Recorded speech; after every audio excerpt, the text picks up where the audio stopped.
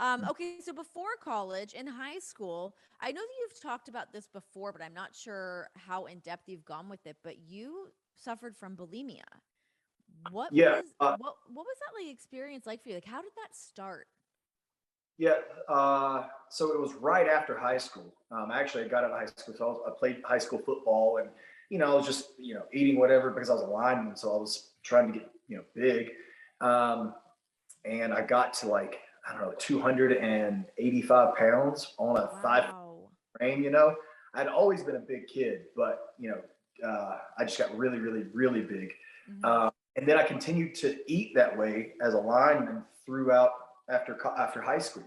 And so without that extra physical activity, I just put on so much weight, and I was embarrassed, and I was just ashamed. And I had a buddy who moved in with me and my dad. I don't know, maybe a year before that, because he had some family problems at home and he come live with us. And he was overweight too. And one day I caught him doing it outside, and I was like, "Hey, what the fuck are you doing?"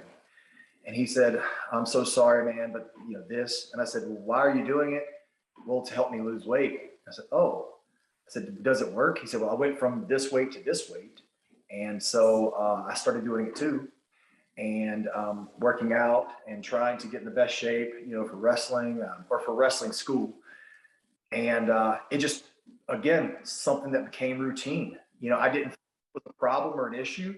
And I've never been uh, like addiction's never been a problem for me. So thankfully I was able to just stop. But Hmm. it got really bad to a point, like I was every single day, at the end of the day, I would go outside, and just so my dad couldn't hear me, and I would just throw up as much as I could. I would binge eat, then go outside and throw up, and it was, I don't know. It just became, again, like I said, routine. Yeah. I was like, holy shit, I've got to stop this. This is not good. How long did that go on for? Oh my god, maybe 6 months. Yeah. Oh, again, it didn't. Thankfully, I'm not. Uh, Addiction's not something that's bothers me, but I was able to just say, okay, stop. That's enough. You're gonna fuck your life up, Yeah. but still, and it was very scary when I realized, like, I can't I can't go a day without doing this. Mm. All because the body dysmorphia, like how I viewed myself and how embarrassed I was of myself, and then I was embarrassed of what I was doing, and then it would just become this cycle thing, because I was thinking, okay, well, if I can get to this weight, I'll stop, and then I can not be embarrassed about anything. And then you get like, well, okay, 10 more or whatever, 10 more pounds. So you keep doing it. And you just never, I don't know, nothing is ever good enough. What did that do to your body doing that for that period of time? Like, did it exhaust you, or like I don't what think were I, sort of the ramifications of that?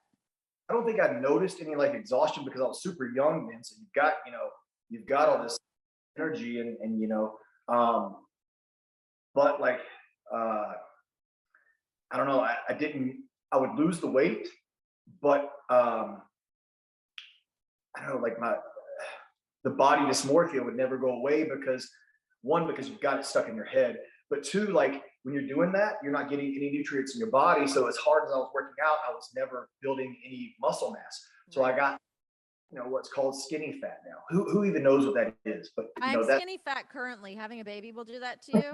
Here I me. am. Well, I'm not. I didn't have a baby, but I'm the same. I'm skinny fat. Who knows? Who even cares what that is? You know what I mean? Who cares? Uh, Totally. but like my body would get, I don't know. My opinion, I would look worse than when I was actually heavy. And so I was like, "Okay, I got to keep going. Got to keep going." So more than like physically, it fucking wrecked me mentally. Yeah. Yeah, I mean the mental aspect of that. Okay, so you've mentioned body dysmorphia a few times, and it's funny because I like you and I were talking prior to this, and I can't imagine somebody kind of not having body dysmorphia to some degree. Like I feel like I never know what I look like. I can never tell if I'm like, am I fat? Am I athletic? Am I skinny? Like I just have no concept of what I look like sometimes. I'm like, do other people feel that way? Like they must. I Yeah. don't know. I find it's very confusing. When did that start to happen for you to have that body dysmorphia kind of kick in? My God, right after football. I mean, and I gained a lot of weight. And so I would wear the same clothes that I had, and they were like super tight, but I was too like prideful to go buy bigger clothes. And Yeah. so I'd see myself in a mirror and I'd think, oh my gosh, what's going on with me? And I had no, I mean, I'm from a very small town in North Carolina, and so we're not the most health conscious, um, you know, in that little bitty town. And so I had no clue about like carbs and fats and, nutrition and things like that. I just ate to eat, and my Yeah. dad, mom would cook and I would just eat it until I was full. And so, that's when I started like experiencing the body dysmorphia. I never had it in high school. Um, I would get called fat in high school, you know, but like that never ever bothered me. For some reason, that never bothered me. But like right after high school, it was, I don't know, it got really, really bad. And that's when I started experiencing the mental body dysmorphia thing. And then, so now I've gone from this 280 pound, almost 300 pound fat guy, and I've lost all this weight. And so now I have this excess skin that hangs, as disgusting as it sounds. I hate even talking about it, but like I have this excess skin around my belly that I have to have surgery to get rid of. But, with our schedule, we can't do that. Yeah. And I get on social media as well. And then, people see me in my trunks and, they don't know what I've been through, what happened, or they just, see this and I'm like, oh my God, how can this, you know, he looks like this. No wonder he's, not in the main. Event or whatever, Oh, you read that stuff and, you know, no one knows. They don't know yeah. how much they're affecting a person. And I can let most of it slide off my back, but then some days it's like, Gets you. yeah, it's like I'm waking up every morning. I'm doing this fasting thing. I'm, busting my ass in the gym. I'm trying to eat right, and this one person says something about me. And I'm like, oh my God, like I'm trying here, just give me I a chance. know. I know.